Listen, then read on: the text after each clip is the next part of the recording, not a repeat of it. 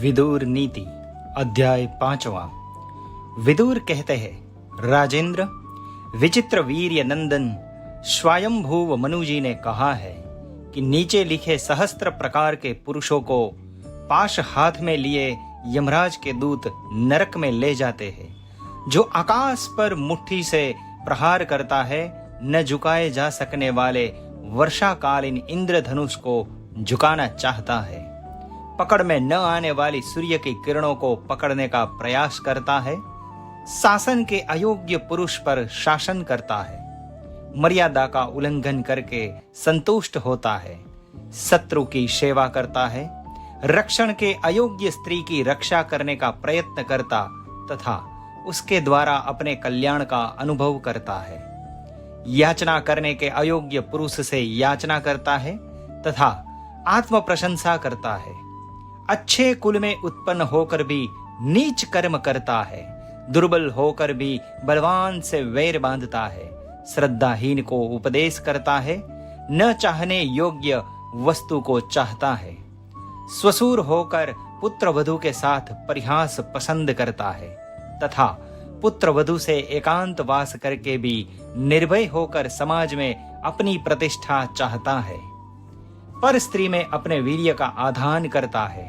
आवश्यकता से अधिक स्त्री की निंदा करता है। किसी से कोई वस्तु पाकर भी याद नहीं है ऐसा कहकर उसे दबाना चाहता है।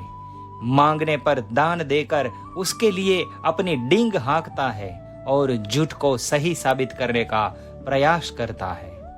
जो मनुष्य अपने साथ जैसा वर्ताव करे उसके साथ वैसा ही वर्ताव करना चाहिए। यही नीति धर्म है। कपट का आचरण करने वाले के साथ कपट पूर्ण वर्ताव करे और अच्छा वर्ताव करने वाले के साथ साधु भाव से ही बर्ताव करना चाहिए। बुढ़ापा रूप का, आशा धैर्य का, मृत्यु प्राणों का, असूया धर्माचरण का, काम लज्जा का, नीच पुरुषों की सेवा सदाचार का, क्रोध लक्ष्मी का और अभिमान सर्वस्व का ही नाश कर देता है। धृतराष्ट्र ने कहा, जब सभी वेदों में पुरुषों को 100 वर्ष की आयु वाले बताया है तो वह किस कारण से अपनी पूर्ण आयु को नहीं पाता। विदुर जी बोले, राजन, आपका कल्याण हो। अत्यंत अभिमान अधिक बोलना, त्याग का अभाव, क्रोध, अपना ही पेट पालने की चिंता और मित्रद्रोह, ये 6 तीखी तलवारें देहधारियों की आयु को काटती है, मनुष्यों का वध करती है, मृत्यु नहीं। भारत, जो अपने ऊपर विश्वास करने वाली स्त्री के साथ समागम करता है, जो गुरु स्त्रीगामी है, ब्राह्मण होकर शूद्र की स्त्री से संबंध रखता है, शराब पीता है तथा जो बड़ों पर हुक्म चलाने वाला, दूसरों की जीविका नष्ट करने वाला, ब्राह्मणों को सेवा कार्य के लिए इधर उधर भेजने वाला और शरणागति हिंसा करने वाला, ये सब के सब ब्रह्म हत्यारे के समान है।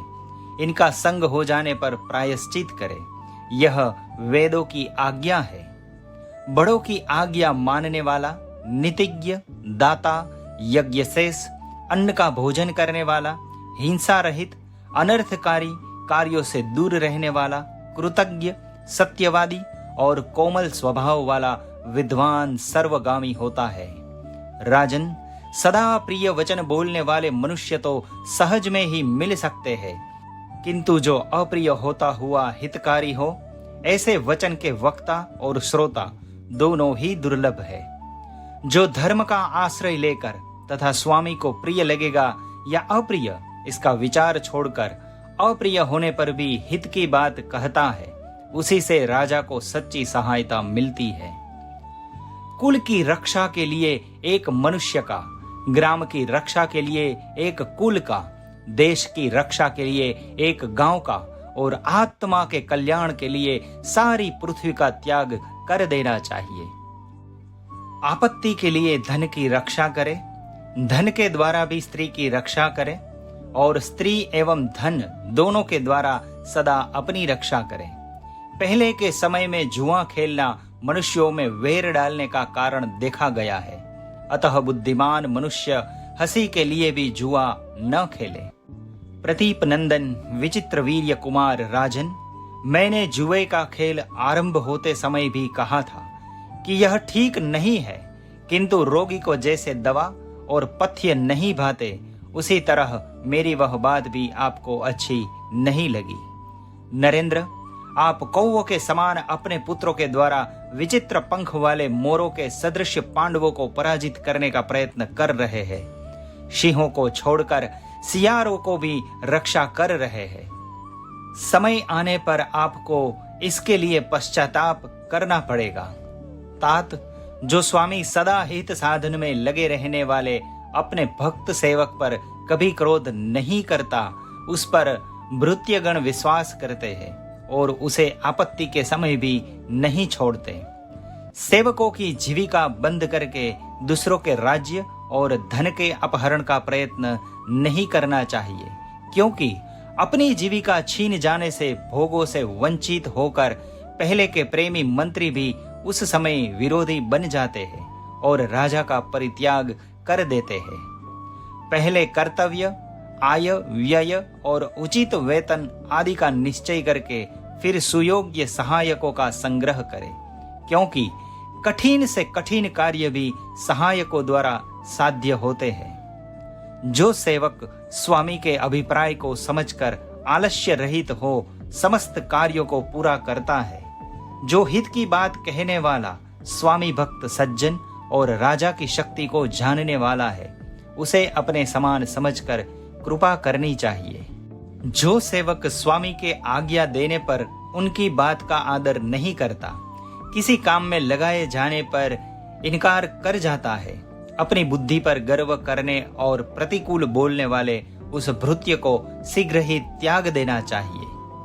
अहंकार रहित, कायरता शून्य, शीघ्र काम पूरा करने वाला, दयालु, शुद्ध हृदय, दूसरों के बहकावे में न आने वाला, निरोगी और उदार वचन वाला, इन 8 गुणों से युक्त मनुष्य को दूत बनाने योग्य बताया गया है। सावधान मनुष्य विश्वास करके असमय में कभी किसी दूसरे से अविवस्त मनुष्य के घर न जाए, रात में छिपकर चौराहे पर खड़ा न हो और राजा जिस स्त्री को ग्रहण करना चाहता हो उसे प्राप्त करने का प्रयत्न न करे। दुष्ट सहायकों वाला राजा जब बहुत लोगों के साथ मंत्रणा समिति में बैठकर सलाह ले रहा हो, उस समय उसकी बात का खंडन न करे। मैं तुम पर विश्वास नहीं करता ऐसा भी न कहे, अपितु कोई युक्ति संगत बहाना बनाकर वहां से हट जाए। अधिक दयालु राजा, व्यभिचारिणी स्त्री, राजकर्मचारी पुत्र, भाई, छोटे बच्चों वाली विधवा, सैनिक और जिसका अधिकार छीन लिया गया हो, वह पुरुष उन सब के साथ लेन देन का व्यवहार न करे। ये 8 गुण पुरुष की शोभा बढ़ाते हैं। बुद्धि, कुलीनता, शास्त्र ज्ञान, इंद्रिय निग्रह, पराक्रम, अधिक न बोलने का स्वभाव, यथाशक्ति दान और कृतज्ञता। तात, एक गुण ऐसा है जो इन सभी महत्वपूर्ण गुणों पर हठात अधिकार कर लेता है। राजा जिस समय किसी मनुष्य का सत्कार करता है, उस समय यह गुण उपर्युक्त सभी गुणों से बढ़कर शोभा पाता है। नित्य स्नान करने वाले मनुष्य को बल, रूप, मधुर स्वर, उज्ज्वल वर्ण, कोमलता, सुगंध, पवित्रता, शोभा, सुकुमारता और सुंदरी स्त्रियां, ये 10 लाभ प्राप्त होते हैं। थोड़ा भोजन करने वाले को निमांकित 6 गुण प्राप्त होते हैं। आरोग्य, आयु, बल और सुख तो मिलते ही है। उसकी संतान सुंदर होती है तथा यह बहुत खाने वाला है, ऐसा कहकर लोग उस पर आक्षेप नहीं करते। अकर्मण्य, बहुत खाने वाले, सब लोगों से वैर करने वाले, अधिक मायावी, क्रूर, देश काल का ज्ञान न रखने वाले और निंदित वेश धारण करने वाले मनुष्य को कभी अपने घर में न ठहरने दें।